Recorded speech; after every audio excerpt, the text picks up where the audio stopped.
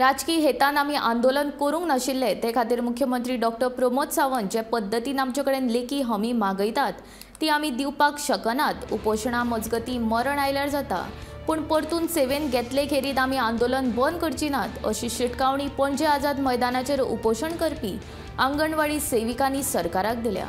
महिला आनी बाल कल्याण खात्या कडल्यान आमकां आंदोलन फाटीं घेवपाची धमकी मेळटा। खात्याच्या सचिवान आमची भेट घेवन कांय अटी दवरिल्ल्यो त्यो आमी मान्य करूंक नात। ताका लागूनच खात्या कडल्यान आमची छळणूक जाता असो आरोप आंदोलक सेविकांनी केला।